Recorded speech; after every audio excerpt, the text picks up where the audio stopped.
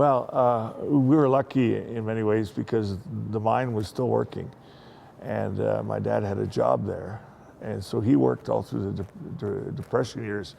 So we were a working class family, and my dad actually worked in the smelter. When they built a big smelter, he had a chemistry background, so he got a job and so he had a fairly good job all through the Depression years. We were lucky.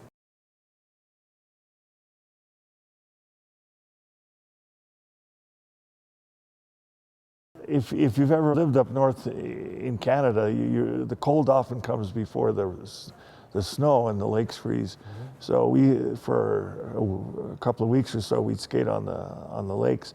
And then the mine, the people that own the mine, Hudson Bay Mining and Smelting, they built a big complex in a place called Jubilee Park.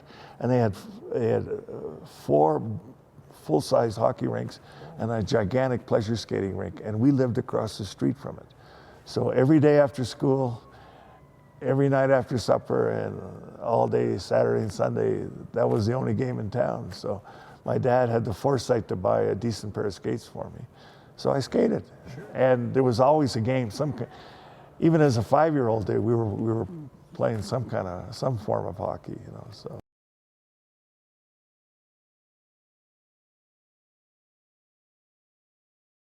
But my dad always bought me a decent pair of skates, and he always bought me a hockey stick. So. And that was a mainstay. Yeah, and then we used to play hockey. The streets were frozen and smooth, and it was that far north in those days that they often used horses.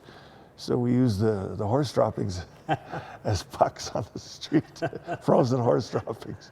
If you can believe that. I don't know. You're from Regina, so you'd understand what I. Absolutely. Yeah.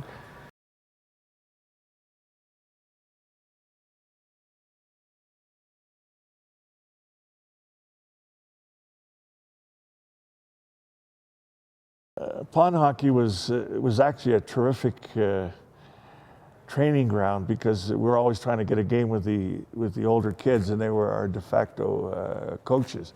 So my basic fundamental skills were all there, but I'd never played on I'd never really played on an organized team. So when I moved to Toronto, they had formal leagues and so on, and I tried out for an elite team, and I made it and began to integrate my play in a team concept.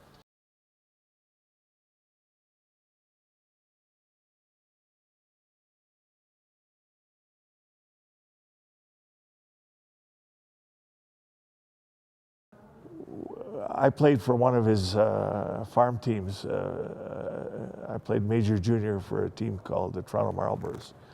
And it was when I was a pretty good junior. I think I was 3rd on the team in scoring and 5th or 6th in the league and so on. And we had a pretty good team. And when I was around 18, he offered, well, actually I had a chance to go to the University of Michigan on a free ride, and so when he heard about that happening, he offered me a contract. And my father was really against that. He insisted that if I was going to make it, I probably could have made it after college. I would have been stronger physically. I would know more about the world and so on. I was at 18 or 19 years old, whatever I was then. I was a relative innocent as far as the world was concerned.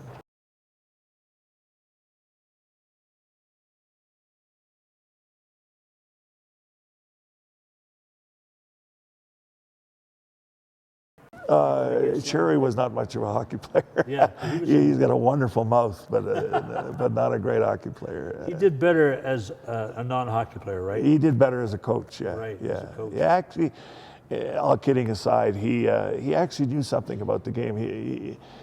He was pretty good with the words, but he actually did know something about the game. But he wasn't a great player. But Duff was, and Mahavlich, and Bathgate was a wonderful player. A guy named Dean Prentice was a wonderful player. The best hockey player that I ever played against was Gordie Howe. I played against Lindsay. Del Vecchio was another great player, and all the great players in Boston. I played against Orr at the beginning of his career. He was a genuine phenomenon, you know. I played against a lot of good players, and it was a wonderful experience.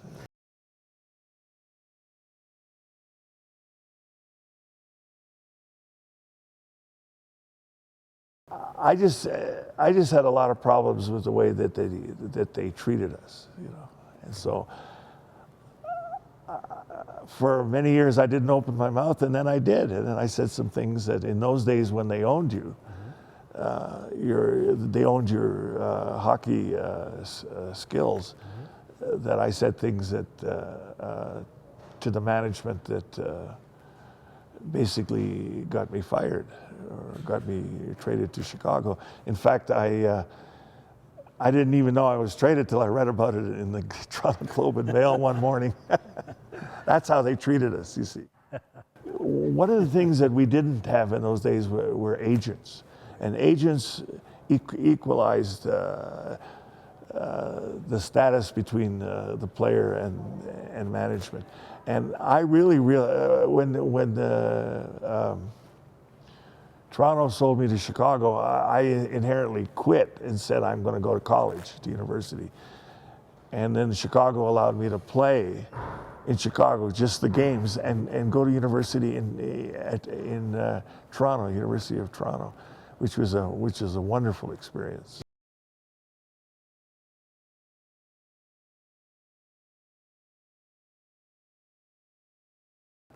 We had that whole decade from about 58 to, well, until I quit, which is 72. We had powerful teams. On any given night, we could beat anybody.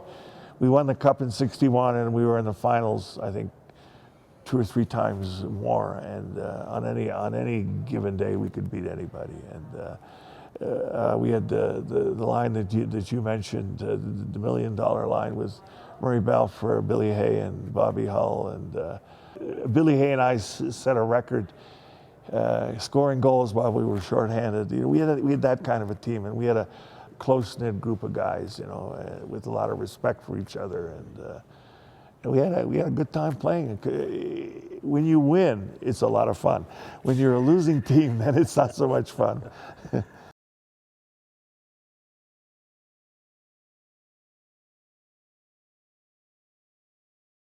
Terrific guy, laid back, easygoing, you know.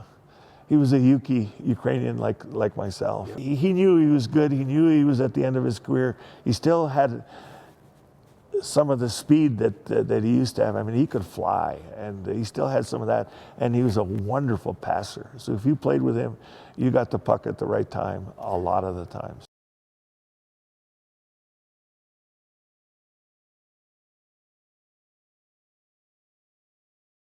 I was having contract problems, and I was a pretty good high school football player. And several guys that I played high school football were playing in the CHA, the Canadian football. So I thought I'd give it a shot, you know, lay a little heat on management. And Argonauts offered me a contract as a defensive player. So Chicago heard about it, and all of a sudden we had a deal. Yeah.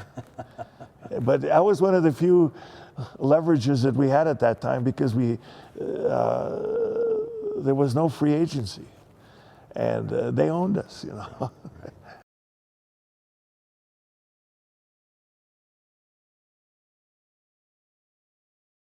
The first 3 or 4 years in the league, everyone takes a measure of you. They see how you will react to intimidation. And I learned fairly quickly, even from my junior days, which is a pretty good league in my time. We used to draw 12, 14,000 people a game in the old gardens. Is that if somebody cheated on you, you had to retaliate. Yeah. Right. Otherwise, they would continue to take advantage of you. That was an element of the game. They weren't trying to hurt you. They weren't thugs, but they would, you know, a lot of holding and hooking, and you know, maybe a high elbow in the corner and so on. You see,